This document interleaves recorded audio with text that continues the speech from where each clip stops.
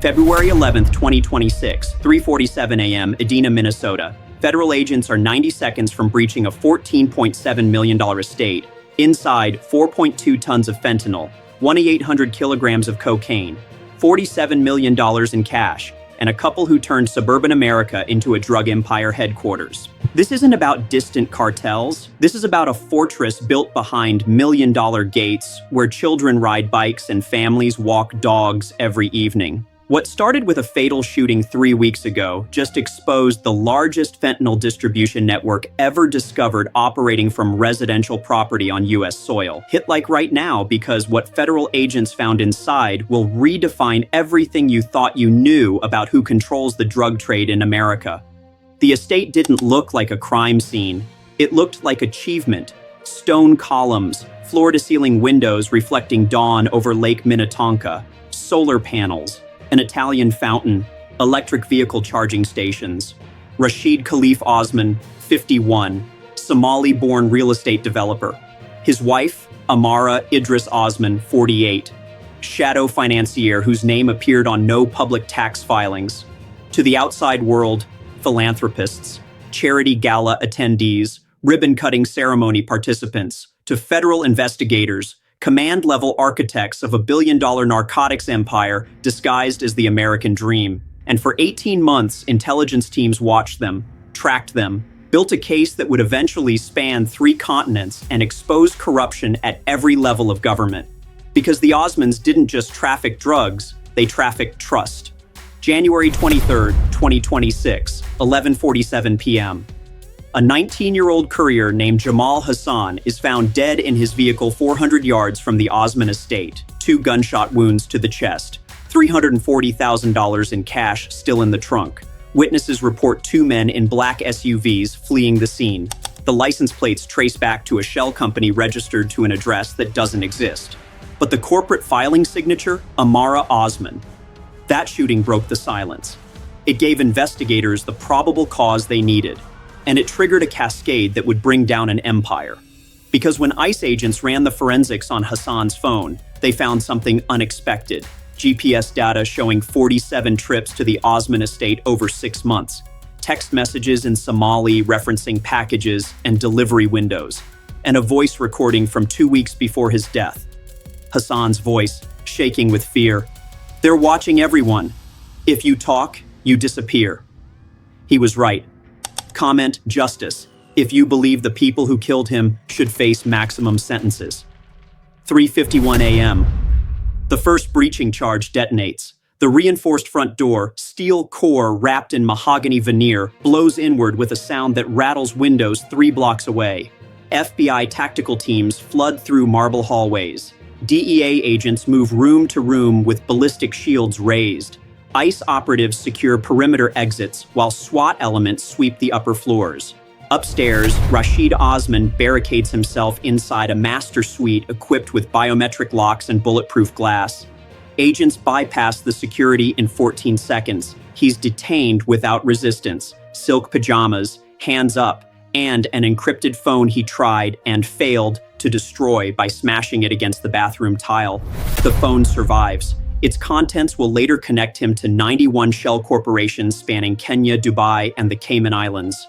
Downstairs, Amara Osman is found in a ground-floor office surrounded by 8 monitors displaying live surveillance feeds, driveway, gates, perimeter walls, thermal sensors covering blind spots in the landscaping. She's not panicking. She's erasing files. By the time agents reach her, 2,300 documents have been wiped from local servers. But federal cyber teams were already monitoring the network remotely. Every deletion was captured, every keystroke logged, nothing was lost. She didn't know they'd been inside her system for 11 months. The basement changed everything. Behind a false wall disguised as climate-controlled wine storage, agents discover a reinforced steel door, 6-digit code, fingerprint authentication, industrial-grade construction designed to withstand forced entry. When the door is breached, the air hits them first. Cold, sterile, chemically sharp. The room beyond is 1,400 square feet. Industrial refrigeration units line 3 walls, pallets stacked floor to ceiling with vacuum-sealed bricks, each brick labeled with weight, purity percentage, and a destination code. The numbers are staggering. 4.2 tons of fentanyl, 1,800 kilograms of cocaine, 620 kilograms of methamphetamine, 340 kilograms of heroin.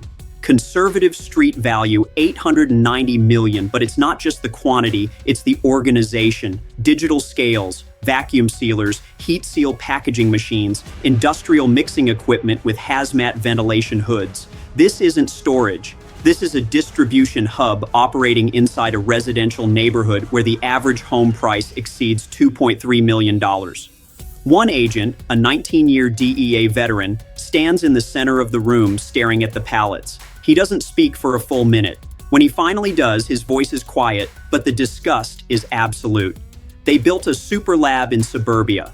In an adjacent room, they find the money, $47 million in US currency, bundled, sorted by denomination, stacked in fireproof safes built into the foundation. Cash counters sit on steel tables. Ledger printouts document incoming and outgoing shipments dating back 31 months. And in the corner, 3 encrypted server towers connected to fiber optic lines running beneath the property. Those servers hold everything. At 6:18 a.m., inside a secured FBI cyber forensics facility 40 miles south, analysts crack the encryption. What appears on their screens isn't a ledger, it's a blueprint. Codename, Operation Dalal. In Somali, the word means state or nation, and that's exactly what the Osmonds built. Not a drug ring, a parallel state. The network diagram fills an entire wall when projected. 91 shell entities, fake import-export businesses, sham charitable foundations, restaurant chains, logistics contractors, shipping brokerages, real estate holding companies, construction firms, green energy consultancies, every entity layered, every transaction disguised, money flowing through 5 countries before reaching its destination, offshore accounts in the Cayman Islands, Dubai, Mombasa, Mogadishu. But the servers reveal something worse than financial engineering. They reveal collusion. Tap like if you think every official who enabled this should be prosecuted to the fullest extent of the law. Patrol schedules for state highway officers stored in encrypted folders, border crossing logs showing deliberate gaps in inspection coverage timed precisely with inbound convoy movements. Internal emails from city planning offices discussing zoning variances that allowed the Osmond estate to expand without triggering environmental reviews or building code audits. One email, sent from a senior county official, is blunt. Approval granted.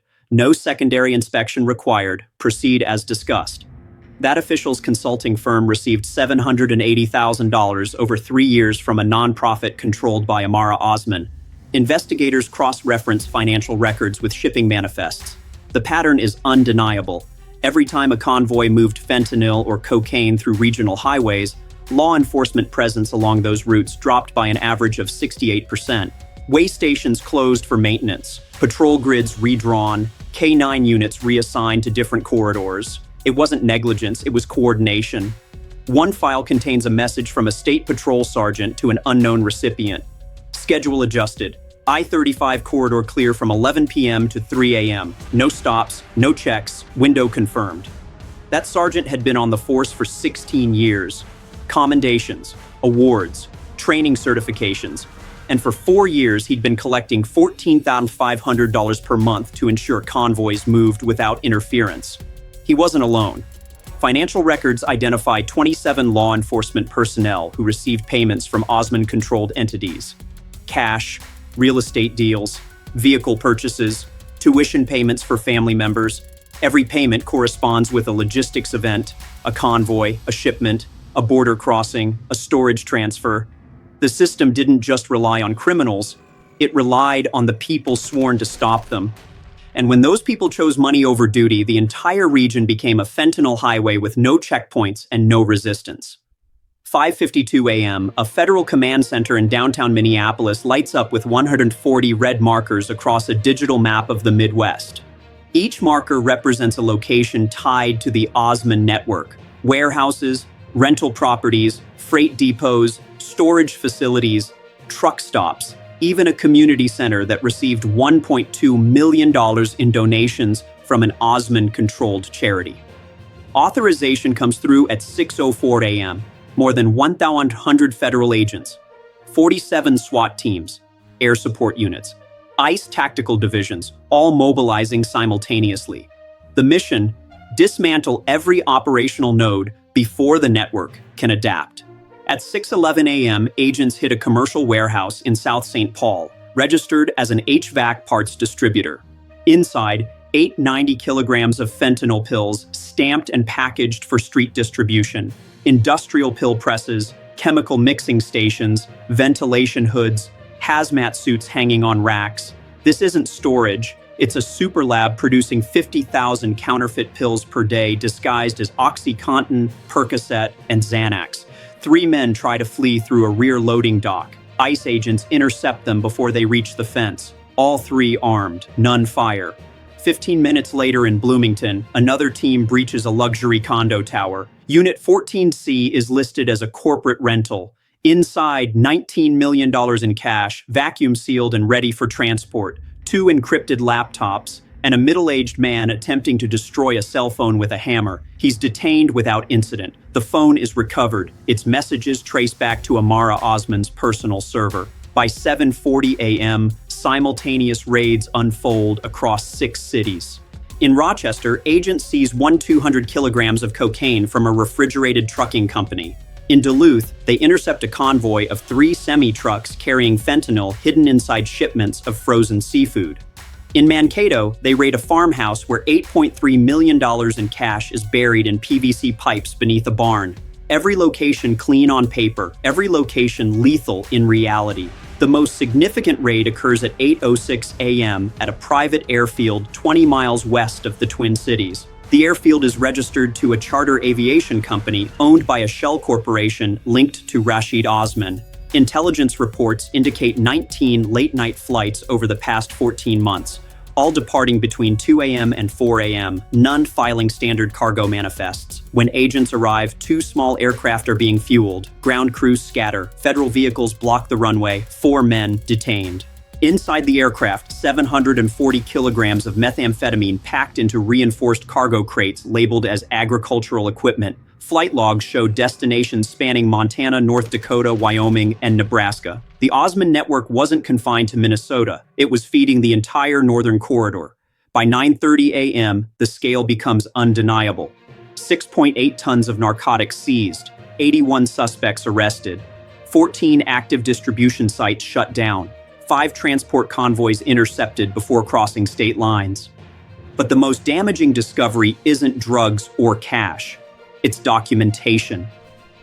Inside the airfield office, investigators find a steel lockbox containing printed manifests, border crossing schedules, and personnel rosters. The rosters list names, law enforcement names, 12 officers, 4 border agents, 2 county inspectors, 1 federal compliance officer, all receiving monthly payments routed through consulting contracts and nonprofit donations.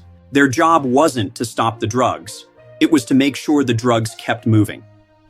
Comment expose if you think every name on that list should be made public. Analysts tracking the Osman financial web don't stop at Minnesota. They follow the money outward. What emerges is a logistics empire disguised as legitimate commerce. The Osmans controlled trucking contractors operating in 11 states, freight brokerage firms coordinating shipments across the Midwest, agricultural distributors moving narcotics hidden inside bulk grain shipments and refrigerated produce containers. One trucking company registered in South Dakota handled 1,800 shipments in 2 years.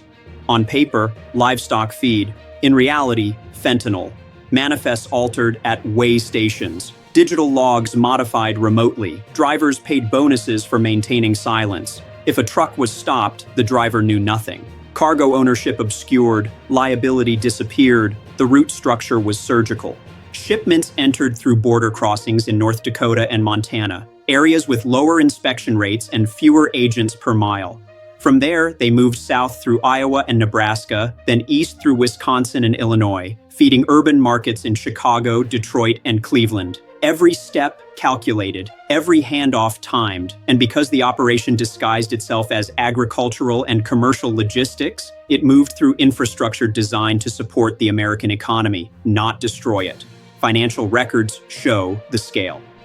Between 2021 and early 2026, The Osman network generated an estimated $1.74 billion in revenue. That money was laundered through real estate acquisitions, construction projects, restaurant franchises, and green energy investments. Some returned to Somalia through remittance services and charitable foundations. Some stayed in the U.S., building more infrastructure, funding more silence, expanding the system. But the most disturbing file wasn't about what had already happened, it was about what was planned. Deep inside Amara Osman's encrypted server, investigators find a strategic document titled Phase 3, Permanence. The plan is meticulous. Over the next 5 years, the network would acquire controlling interests in municipal logistics contracts, port authority partnerships, and regional energy distributors. It would fund political campaigns through nonprofit proxies, place operatives in zoning commissions, business licensing boards, and transportation oversight committees. The goal wasn't just profit, it was institutional capture. The Osmans were building a system that couldn't be dismantled because it would be woven into the legal, financial, and political fabric of the region. A narcotics empire masquerading as economic development, a drug state operating inside a democratic one. And if Phase 3 had succeeded, no raid, no investigation, no prosecution would ever fully root it out. Because by then, the system wouldn't be hiding, it would be governing. One federal prosecutor reviewing the documents late into the night summarized it in a single line that later appeared in sealed briefing materials. They weren't infiltrating the system, they were replacing it. The arrest didn't stop at the Osmans. Within 72 hours, federal indictments issued to 14 public officials, 19 logistics contractors, 8 real estate brokers, 27 law enforcement personnel. Charges: conspiracy, money laundering, drug trafficking, obstruction of justice, abuse of public office. Some cooperated immediately, others lawyered up and went silent. But the evidence didn't need confessions. The servers, the financial records, the emails, the patrol logs, the shipping manifests, every piece fit together with a precision that left no room for denial. Rashid and Amara Osman were charged with over 180 federal counts. Combined, they faced multiple life sentences without possibility of parole. Their $14.7 million estate? Seized. Their vehicles, bank accounts, corporate holdings, frozen pending forfeiture proceedings.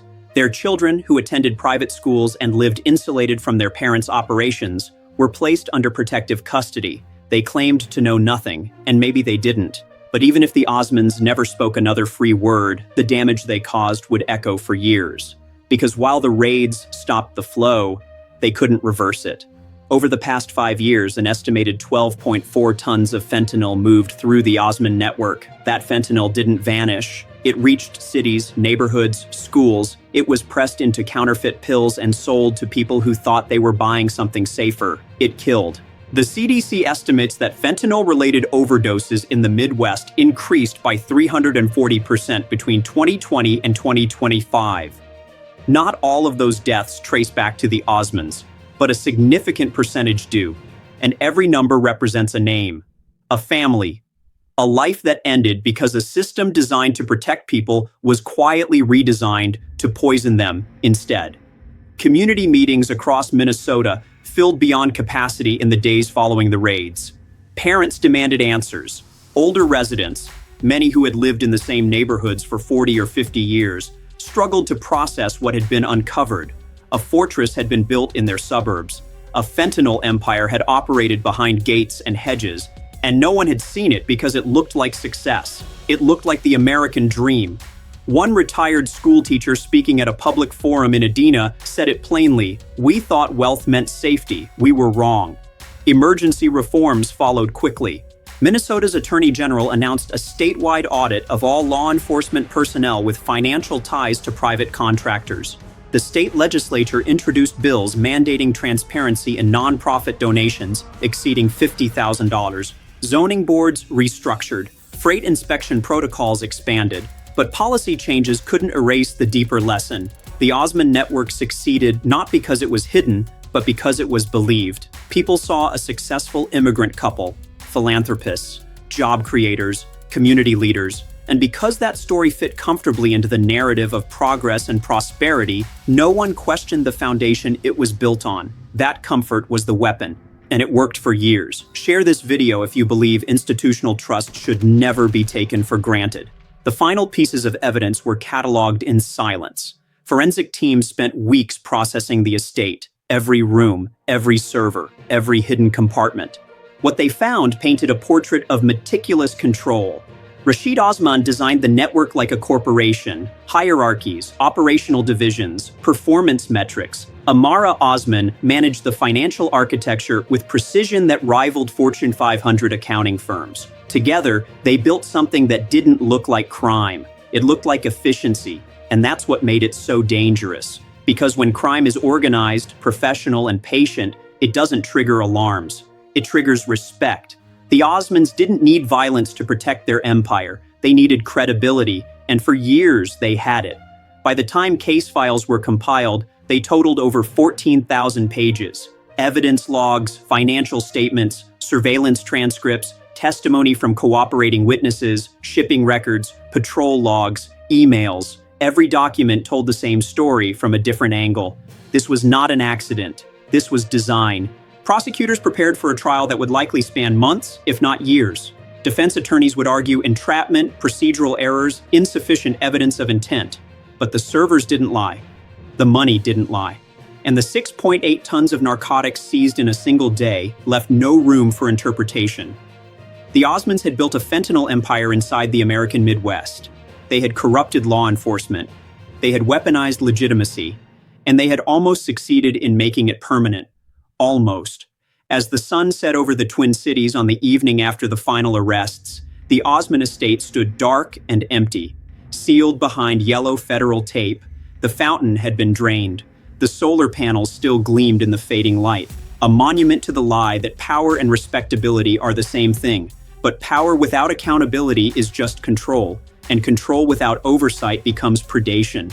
That's what the Osman case revealed. Not a distant threat, not a foreign enemy, but a system built inside the one people trusted, using the language of success to hide the machinery of destruction. The federal agents who dismantled it didn't celebrate. They filed reports, prepared testimony, moved on to the next case. Because they understood something the public was only beginning to grasp. This wasn't an isolated operation, it was a model. And if it worked once in one suburb with one couple, it could work again, anywhere, anytime. As long as people kept believing that wealth equals legitimacy and silence equals safety. When the final server was shut down and the last piece of evidence logged, what remained wasn't relief, it was realization.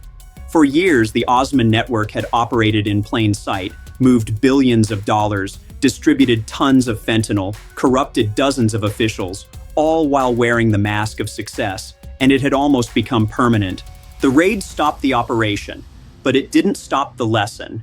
Because what the Osmans proved wasn't just that crime can be organized. It was that crime can be institutional, that it can wear a suit, sign contracts, attend charity events, and build empires without ever looking like a threat. Until the bodies start piling up, until the overdoses become epidemics, until a fatal shooting forces investigators to look closer. And by then, the damage is done. The fentanyl that moved through the Osman network didn't disappear. It's still out there, in cities and towns across the Midwest, in pills that look legitimate, in powder that kills on contact. The people who died from it will never testify. The families who lost them will carry that grief forever. And the officials who enabled it, who signed approvals and altered schedules and took cash payments, will face trials and sentencing. But no punishment can undo the choices they made. This case was not about one couple. It was about a system that allowed them to thrive. A system that rewarded appearance over scrutiny, that trusted titles more than actions, and a system that, until it was forced to look, chose not to see. If this story shook you, if it made you realize how easily trust can be weaponized and institutions can be hollowed out from within, then do something. Share this, comment, expose. Let more people see what happens when oversight is optional and silence is profitable. Because the Osman network is gone. But the conditions that created it are not. The next fortress might be in a different city, under a different name, with a different face. But the blueprint is the same, And as long as people keep believing that power doesn't need to be questioned, that wealth equals legitimacy, and that silence equals safety, the cycle will continue. The federal agents who brought this network down didn't do it for recognition. They did it because someone had to. Because when the system fails, when officials look the other way, when institutions become tools instead of shields, the only thing standing between predators and the public is people willing to act. This case is a warning, not about foreign cartels or distant borders, but about what can grow inside your own neighborhood when no one is watching. And the most dangerous part? It doesn't look like danger, it looks like success, until it's too late. Power doesn't always need violence. Sometimes it only needs silence, and the Osmonds had both, until the day the silence broke and the fortress fell.